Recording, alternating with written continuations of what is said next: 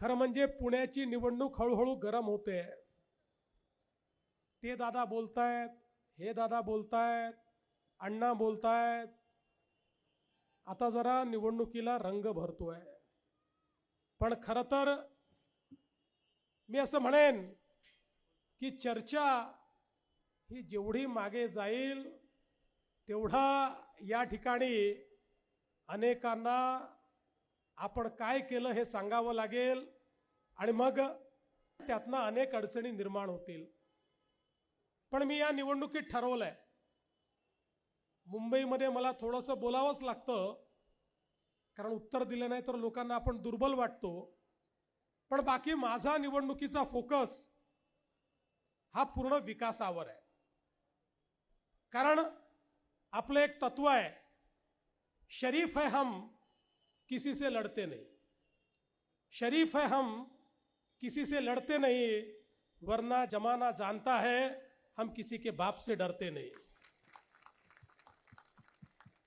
त्यामुळे आज खरं म्हणजे आपण जर या पुण्याचा विचार केला तर केवळ महाराष्ट्रातलं नाही, देशातलं फास्टेस्ट ग्रोइंग सिटी, देशातली सर्वाधिक वेगाने विकसित होणारं शहर हे आपलं पुणे शहर आहे। पुणे असेल, पिंपरी चिंचवड असेल, PMRDAचं क्षेत्र असेल, प्रचंड वेगाने या ठिकाणी विकास होतोय। आणि पुण्याचा विचार केला तर जवळपास 500 चौरस मीटरचं आपलं पुणे एक प्रकारे महाराष्ट्राच्या अर्थव्यवस्थेचं ग्रोथ इंजिन म्हणून या पुण्याकडे आपण पाहतो। जवळपास आपण विचार करा पुण्याची वाढ कशी आहे। 2011च्या जनगणनेमध्ये हे पुणे 32 लाख लोकांचं होतं। आज अंदाज असा आहे पुढच्या वर्षी जेव्हा जनगणना संपेल तेव्हा पुण्याची लोकसंख्या 65 लाख असेल। इतक्या वेगानं या ठिकाणी ही लोकसंख्या वाढते। केवळ लोकसंख्या वाढते असं नाही, तर या ठिकाणी मोठ्या प्रमाणात माननीय मोदीजींच्या नेतृत्वामध्ये एक प्रकारे टेक्नॉलॉजीचं हब म्हणून, मॅन्युफॅक्चरिंगचं हब म्हणून आणि त्याहीपेक्षा ग्लोबल कॅपेबिलिटी सेंटर GCC, आज जगामध्ये ITचा जमाना गेला, आता GCCचा जमाना आलाय आणि देशाचे 25% GCC हे गेल्या 10 वर्षामध्ये एकट्या पुण्यामध्ये या ठिकाणी आलेले आहेत। अशा प्रकारचे पुणे शहर आज मोठ्या प्रमाणात वाढताना आपल्याला पाहायला मिळतं।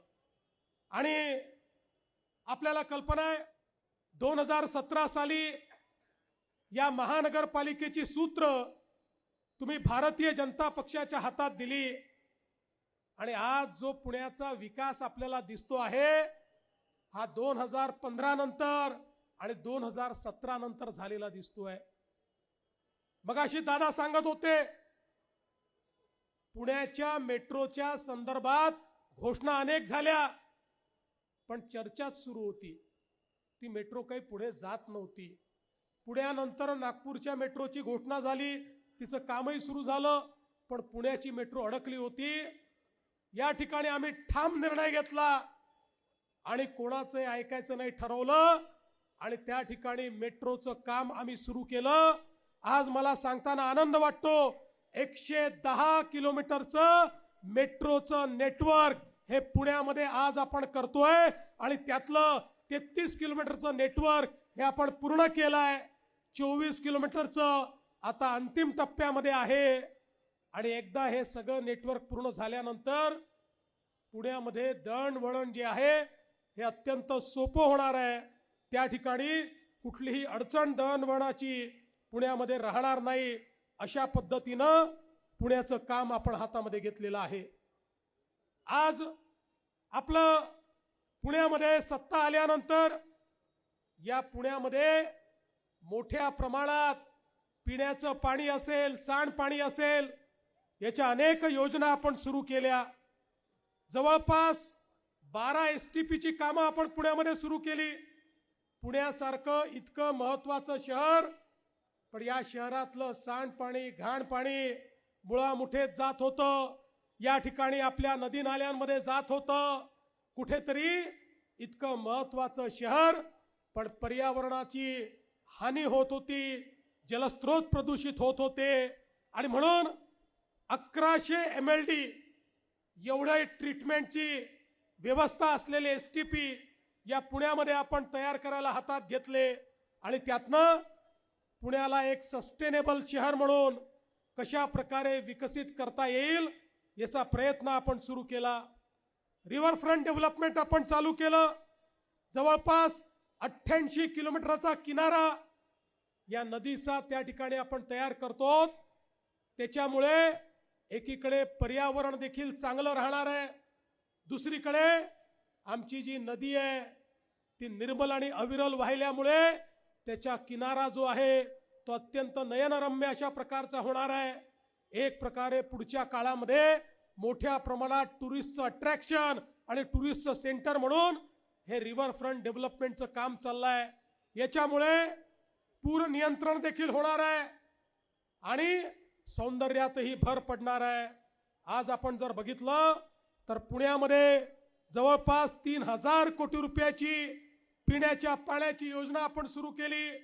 24/7 ची योजना, ज्या योजनेमध्ये पुण्यावर नेहमी आरोप व्हायचे की पुणेकर हे 2 महानगरपालिकेचं पाणी एकटेच वापरतात.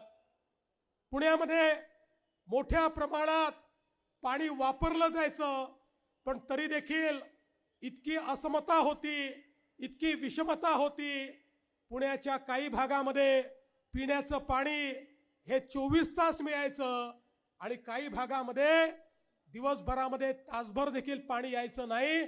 आणि म्हणून आपल्या महानगरपालिकेत आम्ही निर्णय केला, केंद्र सरकार राज्य सरकार सगळ्यांनी मदत केली आणि आपण निर्णय केला 24/7 पिण्याच्या पाण्याची योजना आपण सुरू केली.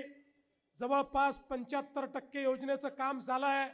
अजून 25% काम झाल्यानंतर पुण्याच्या सगळ्या भागांमध्ये आपण समान पाणी पुरवठा देणार आहोत. कुठल्याही भागामध्ये पाण्याची कमतरता असणार नाही. आणि हे सगळं करत असताना आज पुण्यामध्ये 40% पाण्याची गळती आहे, ती 40%वरनं 10%वर आपण आणणार आहोत. त्याचा फायदा काय आहे?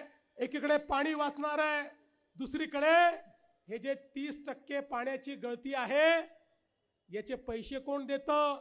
याचे पैसे नागरिकच देतात. म्हणजे जे पाणी तुम्हाला वापरायलाही मिळत नाही त्याही पाण्याचे पैसे हे तुम्हाला द्यावे लागत होते, आता ते द्यावे लागणार नाहीत.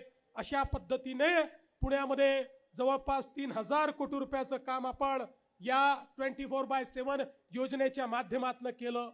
आपल्याला माहिती आहे जायका सारखा प्रकल्प की ज्या प्रकल्पाच्या माध्यमातून आमची नदी ही त्या ठिकाणी सुधारणार आहे. माननीय मोदीजींच्या नेतृत्वात मी मुख्यमंत्री होतो, आमचे जावडेकर साहेब त्यावेळी पर्यावरण मंत्री होते आणि जवळपास 2000 कोटी रुपये हे जायकाच्या माध्यमातून आपल्याला मिळाले आणि एक मोठं कार्य हे त्याचं देखील या ठिकाणी चाललेलं आहे. पण बंधू भगिनींनो, काय केलं हे नुसतं सांगणार नाही, काय करणार आहे हे देखील मी सांगणार आहे. कारण आमच्या जवळ या ठिकाणी पुण्याकरता एक डेफिनेट प्लॅन आहे. पुणे शहर हे महाराष्ट्रातलं नाही, देशातलं पहिल्या नंबरचं व्हायब्रंट शहर कसं तयार करायचं, या पुण्यामध्ये आलेली जी गावं आहेत त्या गावांसहित पुण्याला एक मेट्रो सिटीचा दर्जा कसा द्यायचा या संदर्भातलं एक डेफिनेट विजन आम्ही तयार केलेलं आहे.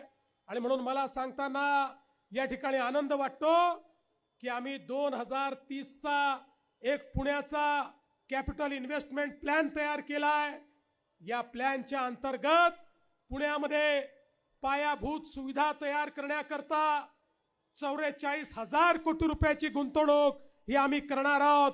आणि या 44,000 कोटी रुपयामध्ये पुण्यामध्ये पायाभूत सुविधा निर्माण करून पुण्याचा ट्रॅफिक आणि पुण्याच्या व्यवस्था या कशा प्रकारे चांगल्या होतील हा आमचा प्रयत्न असणार आहे.